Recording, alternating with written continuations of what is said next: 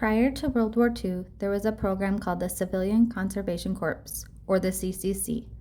The program was put in place during the Great Depression and provided work relief to millions of young single men who performed environmental projects.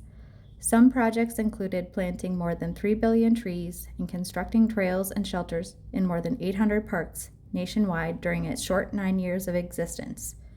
The program sent a majority of the money home to families so they could afford to live and eat while the men were fed decent food and provided shelter. The program ended in 1942 because the draft was in effect and they needed men in the war. While my focus here is on veterans and post-traumatic stress disorder, I wanted to bring some light into the CCC because I fondly recall my grandfather bringing up memories of his days in it. It wasn't until last month when my aunt sent me a photo certificate of his honorable discharge from the Army. I did not know he was in the war.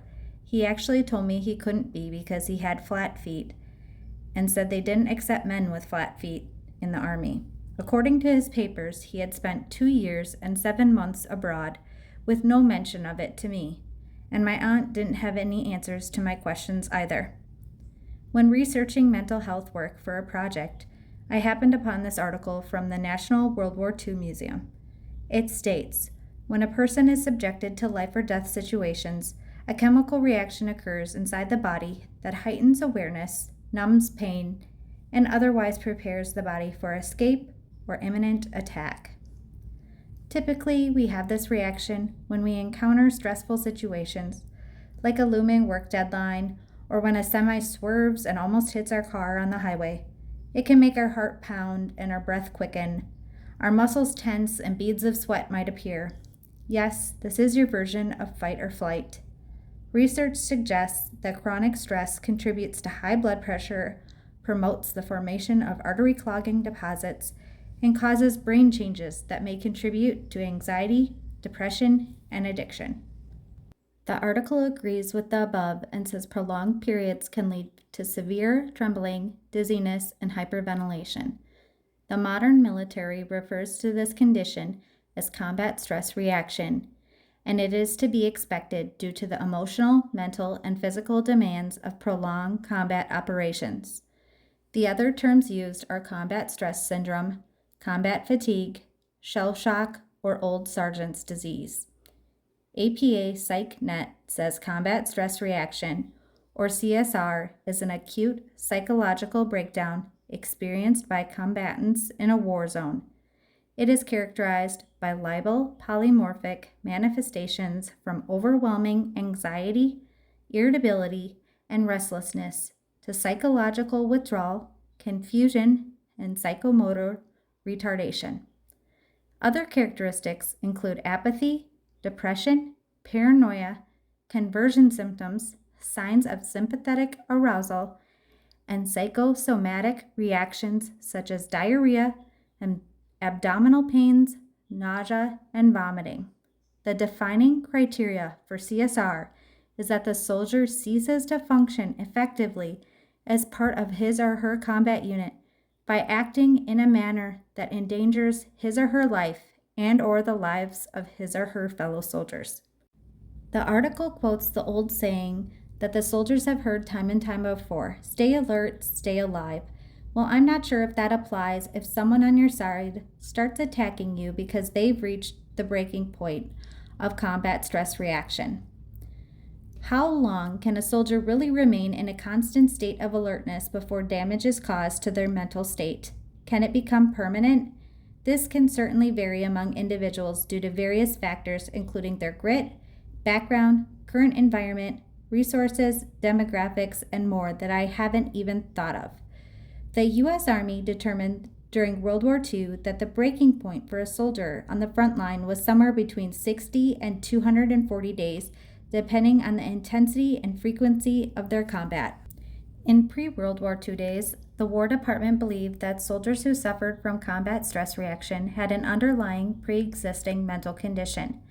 Therefore, they psychologically screened and rejected those who were perceived to possess a weak constitution or mental deficiencies that would consider them to potentially break down during combat.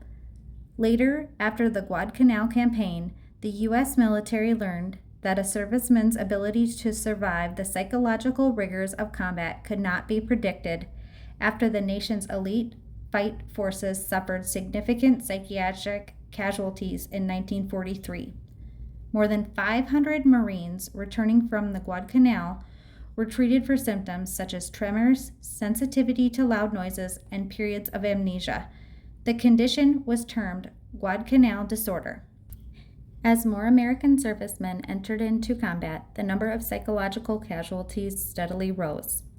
During the Normandy campaign, Army psychologists noted that the combat effectiveness of troops sharply declined after about 30 days of combat.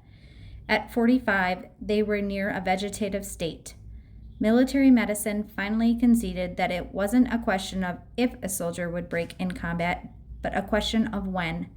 Unfortunately, they needed these men to return to combat, so they would treat these men with a dose of sodium amytal, a dangerous sedative which put them into a deep sleep for a period of up to 48 hours, and then they were given a hot meal and returned to combat within 3 days.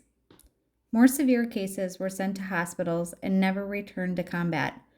Approximately 40% of medical discharges during the war were for psychiatric conditions, and the vast majority of those could be attributed to combat stress.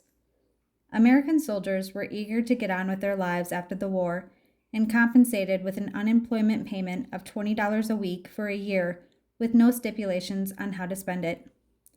The war affected veterans differently. Some quickly grew bored of the civilian life as it paled in comparison to the overstimulation that only combat provides and came to be adrenaline junkies. Other symptoms of combat fatigue or stress faded once they returned home. For others, the symptoms were long and impaired how they functioned. Combat stress can result in post-traumatic stress or post-traumatic stress disorder, PTSD, which occurs when a person has experienced or witnessed a scary, shocking, terrifying, or dangerous event. PTSD is a mental health condition that can affect anyone at any time in their life. It is triggered by a terrifying event like war or extreme trauma. Symptoms may include flashbacks or the feeling as if the event is occurring again, nightmares, severe anxiety, feeling alone, startling easily, as well as uncontrollable thoughts about that said event.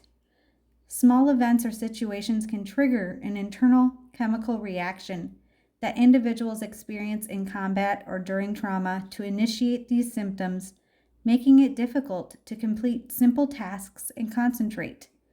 Some may experience paranoia, which can be shown through various ways.